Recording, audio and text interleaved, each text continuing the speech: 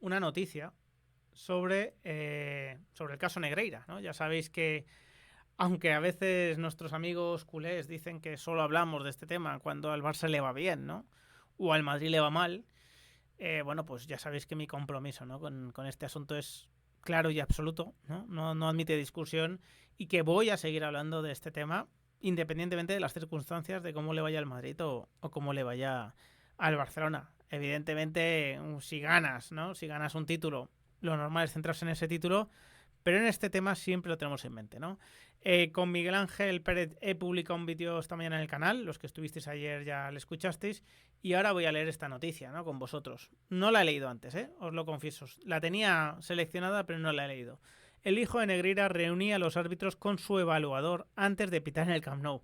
El titular, desde luego, es interesante, ¿no? Recordad que los árbitros eran evaluados, ¿no? Por diferentes evaluadores que iban a los campos, ¿no? Y les ponían una nota y después esas notas se pasaban a los jefes y los jefes aplicaban el índice corruptor, ¿no? Que le llaman los árbitros para dejar a los árbitros en la misma posición, para arriba o para abajo, ¿no? Javier Enríquez se reunía con los árbitros y los encargados de evaluarles antes de llevarles al Camp Nou. A partir de las notas que estos ponían, se hacía una clasificación que establecía ascensos y descensos, firmadas por Negreira, ¿no? Esta es continuación de la noticia de ayer, ¿no? Justo he hablado de mi voz y empiezo a tener tosidos, pero bueno. El hijo de José María Enríquez Negreira se reunía con los encargados de calificar a los árbitros en los partidos del Barcelona, antes de llevarles al Camp Nou. Entre las labores que hacía Javier Enríquez Romero, mientras estaba a sueldo del Barça, esto es importante recordarlo, ¿no? Que este señor estaba a sueldo del Barça, no solo su padre, más allá de ofrecer cursos de coaching a árbitros y jugadores, estaba la de trasladar al equipo arbitral al estadio. Recordad que este señor, Negreira Jr., cobraba un extra por desplazar a los árbitros al estadio.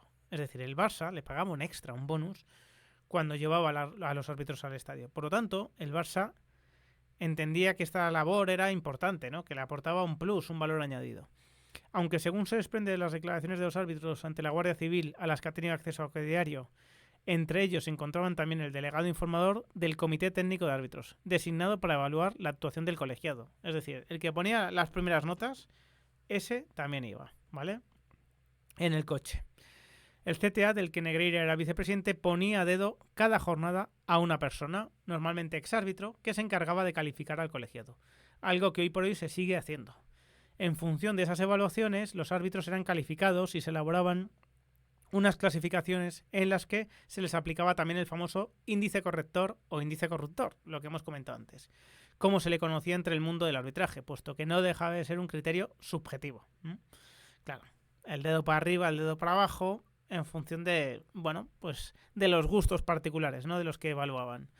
La Guardia Civil, como ha revelado Hoy Diario, encontró parte de esas calificaciones firmadas por Enrique Negreira en los registros que se llevaron a cabo en las oficinas del CTA.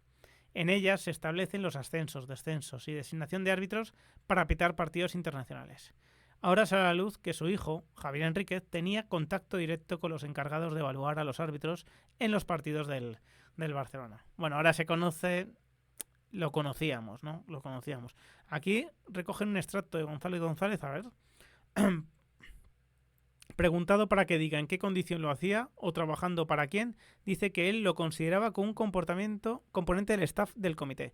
Desconoce si trabajaba para otra entidad. Preguntado para que diga si le consta que tuviera contacto con el delegado informador y a su vez calificador de su actuación arbitral, dice que sí, porque coincidían en el hotel previo al desplazamiento al estadio.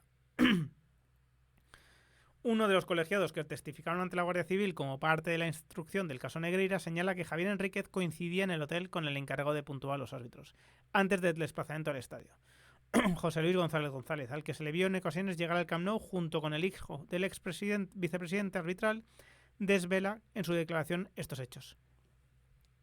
Preguntado para que diga si a usted le acompañó en alguna ocasión Javier Enríquez Romero o concertó alguna cita previa a la celebración del partido, tal como cena, comida, tomar café, etc., dice que sí, unas 7 u 8 veces entre el Barcelona, el Español y el Girona, que nunca cenó con él antes o después del partido, que lo habitual era que acudía al hotel de concentración, Hotel Meliá Sarriá, y allí, estando presente también el delegado informador con el equipo arbitral, tomaban un café.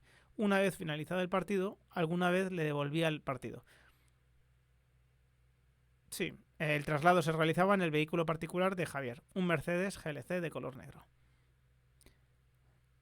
Bueno, esto ya lo hemos leído antes, ¿no? Además, señala que más allá de coincidir antes del traslado, Javier se reunía con el equipo arbitral y con la persona designada para evaluar su trabajo para tomar un café. Lo habitual era que acudiera al hotel de concentración, ¿no? Y ahí se tomaba el café.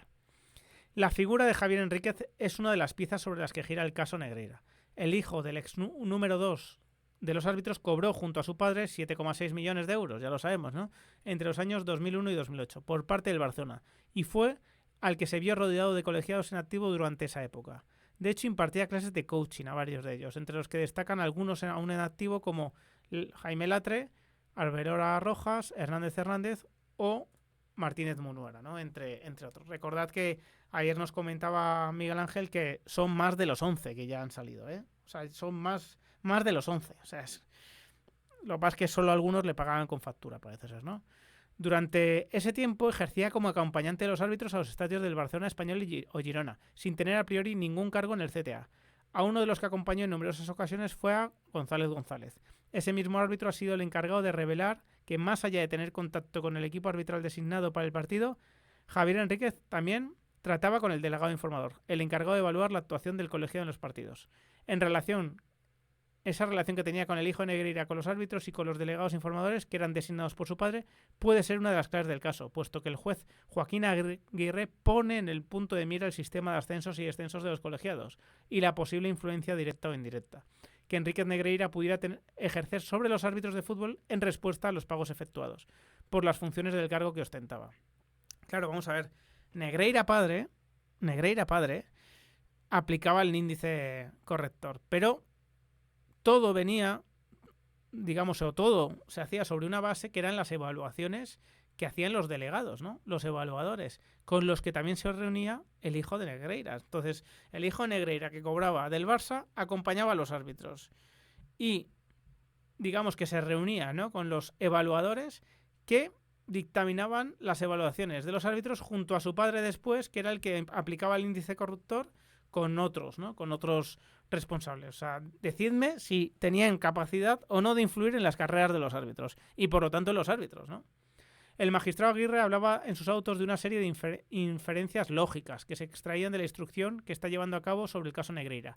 Una de ellas era que los pagos produjeron los efectos arbitrales deseados por el Barça, debido a que esta facturación no solo se mantuvo, sino que se elevó durante 17 años.